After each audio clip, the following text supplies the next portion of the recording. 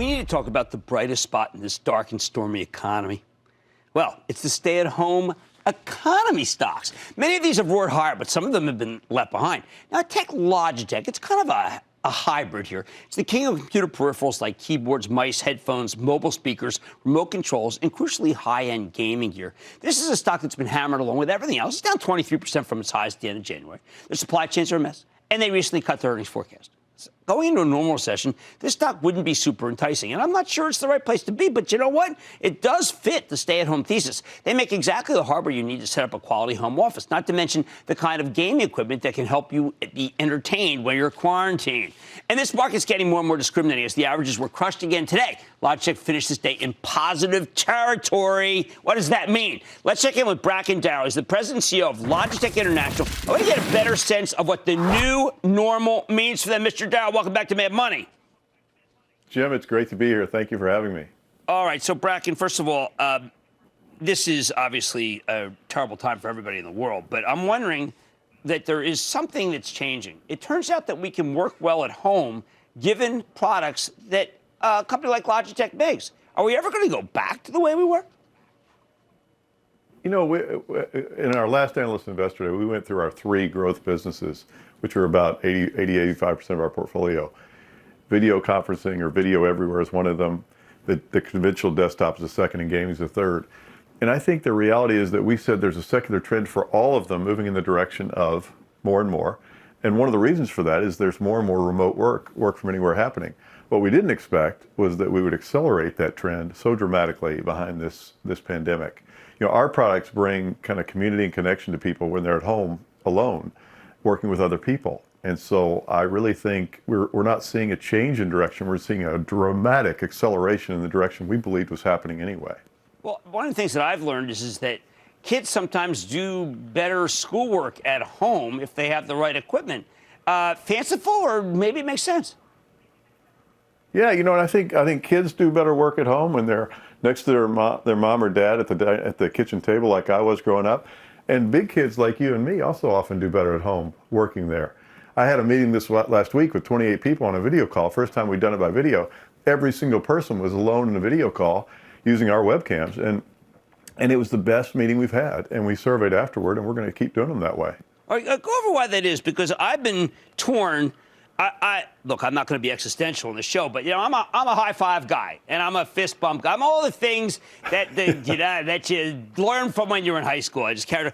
I mean, it is a little bit soulless, isn't it? You know, here's the thing. Do I believe that the future is all of us working alone in rooms? No.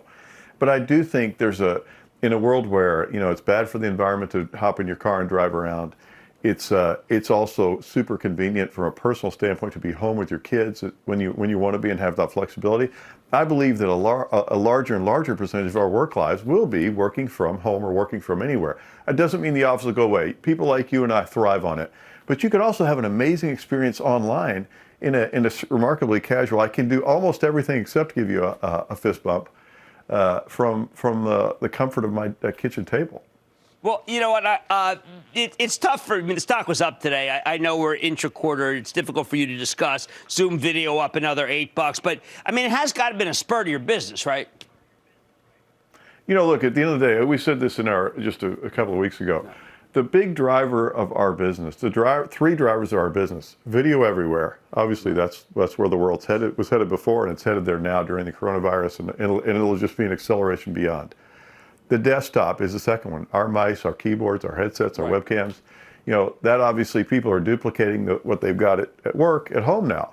So we're there to help them build that convenience. And then the third one's gaming. You know, I just heard the other day that Steam on Saturday morning broke a record, had almost 19.7 million people simultaneously playing video games online. That's our third business. So all three of our businesses are really well positioned to help people stay connected and help build communities as we go forward. Well, it's you know, I've got a daughter who teaches English in a middle school in Madrid, and hasn't been able to get out of her apartment. I got to go tell her to get wired, maybe play some video games, because she's going stir crazy. Well, I'll tell you one of the things we're doing now. We're putting together a package with partners to try to help teachers like your daughter in select countries by giving them a webcam, giving them a headset at either free or a very discounted price, So that's really our game plan. We really want to be a positive force during this really difficult time. Well, I think that's your nature. I mean, I've come to know you over time, and the good guys do win. I mean, it's terrific that you're in a place where I know you'll help people beyond just sell stuff.